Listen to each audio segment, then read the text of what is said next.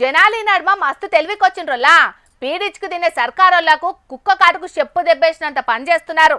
లంచాలు నిర్లక్ష్యపు అనే రోగం పట్టుకున్నోళ్లకు నిరసనల మందులేసి తెలివికొచ్చేటట్టే చేస్తున్నారు. మొన్ననే ఒక పెద్ద మనిషి రికార్డులలో చంపేసిండ్రని శవాసనం వేసింది చూసినాం కదా. ఇక ఇప్పుడు గీడొక రైతన్న బ్యాంకులకు బుద్ధొచ్చే పని చేసిండు.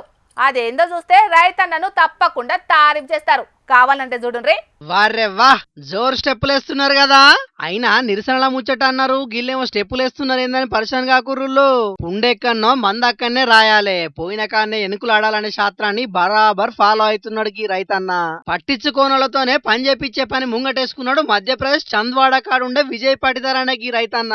అడదికున్న ఐడిఎఫ్సి ఫస్ట్ బ్యాంకుల షానొద్దుల కింద కిసాన్ క్రెడిట్ కార్డు తోని 13 లక్షల రూపాయల బాకీ తీసుకున్నాడట. ఇక వాటిని ఈ నడవ మితితో సహా కట్టిండట. పైసా సుతం బాకీ లేకుంటే చేసిండట.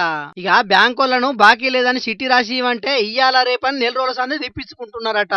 ఎన్ఓసి ఇవ్వంటే అసలుకే పట్టించుకుంటలేరట. ఉత్త గిదీనికే చెప్పులరేటట్టు తిప్పుకుంటారా అని రైతన్న దోస్తులను చుట్టాలను పట్టుకొని బ్యాంకు పోయిండు. అది కూడా ఉత్తుత్తా కాదుల్లో, చుట్టుముట్టు గల్లీలకే కాదు, దునియా మొత్తం వినబడేటట్టు డప్పు సప్పులతోని బ్యాంకుకు పోయిండు. ఇక బ్యాంకులోనే తీన్మారు కొట్టిపిచ్చి జోర్దార్ స్టెప్పులు వేసిండు. ఇదేందని ఆడున్నోళ్ళంతా పరిశాన్ అయ్యిర్రు. మేనేజర్ సాబు ఎంబటే కుర్చీలకెళ్ళి లేచొచ్చి నీ తిప్పలేందో చెప్పని గప్పుడు ఇన్నాడట. ఎంబటే నీ పని ఏపిత్తాం గాని గీ సప్పుడు చేయకూరని ఒక్క తిరిగా బతిలాడిండట. ఇక అప్పటికే వీడియోలు తీసి ఇంటర్నెట్ లో ఎక్కించటాలకు బ్యాంకుల పతారా గోదాట్ల కలిసిపోయినట్టు అయ్యింది.